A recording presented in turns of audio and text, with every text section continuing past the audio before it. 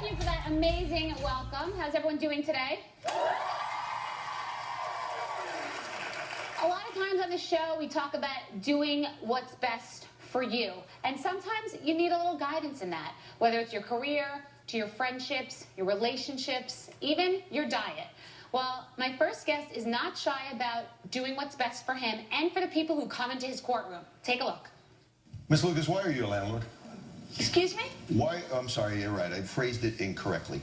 Why are you a slumlord? I think you're being subjective, and you are not going by the legal law. First of all, Miss Lucas, I am being subjective. That's right. That is what I do. I take a look at it and I give my opinion, not your opinion. You're Not, just get out of my courtroom. Throw her out. Please welcome the host of Judge Alex Ferrer.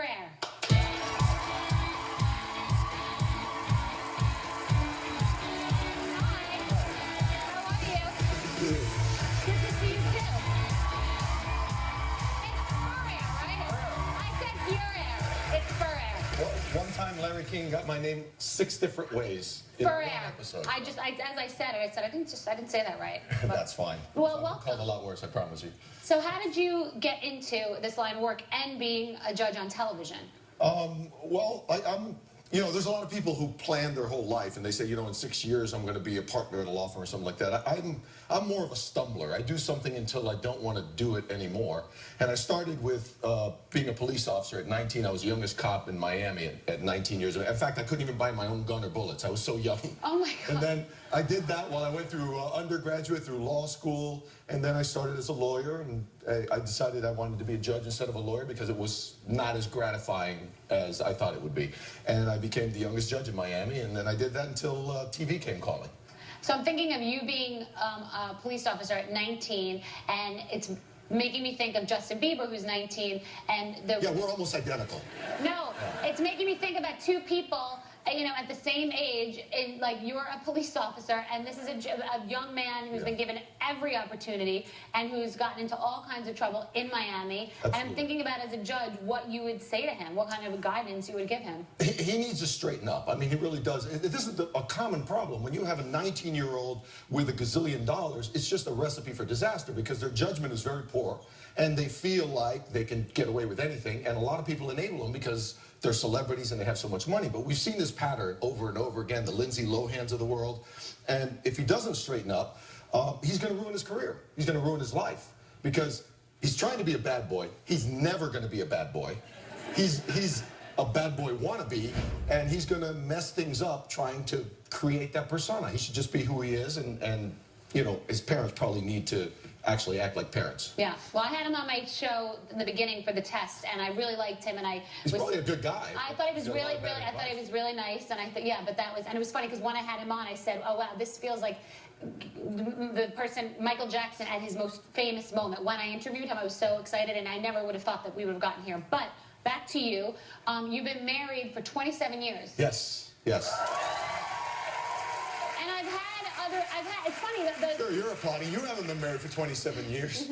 I have people I sent to prison for murder who are getting out. I'm still married. That's how long that is. How did you meet her? Well, we met the first year out of high school. We went to college, and we were both in a class together, and she was dating somebody, so we didn't start dating. And then, so I guess maybe about a year later, I pulled her over in traffic. And Not knowing that it was her? No, I didn't know it was her. Her car had an expired tag. And I pulled her over, and I walked up to the car, and I said, Jane. And she said, Alex. And I said, your tag's expired. And she said, no, it's not. So I guess she thought I was lying, and I just pulled her over, but I didn't. Did you give her a ticket? No, but in hindsight, I really should have. Yeah. So that was your Harley? That probably would have set the tone for the relationship a lot better. But Yeah.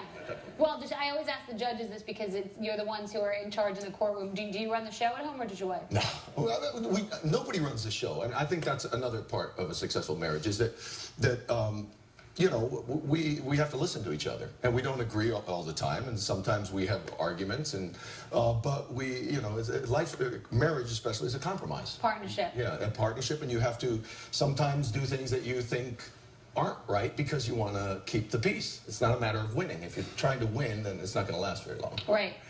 That's not my Harley. That was a rental, but I do have a Harley. You do? And you ride it now? Yes. Yeah. So are you a thrill seeker, or? Probably, yes. You like speed, you yes. like adventure? I like excitement. I like to do things, which is, I think, part of changing your job. I mean, I've had more jobs than a lot of people. I got my pilot's license when I was 18 because I thought I wanted to be a pilot. And then I realized I didn't really want to fly it my whole life everywhere, so then I decided to become a cop. So, you know, and then I changed to lawyer, then to judge, and I was about to go on the appeals court when they asked me to do a TV show. Now, appeals court is the pinnacle of a judge's career. And, you know, I made that jump. Wow. Okay, so when we come back, Judge Alex is joining us in friendship court. We are meeting a woman who brought her best friend into their bedroom, and now her boyfriend is saying three's a crowd.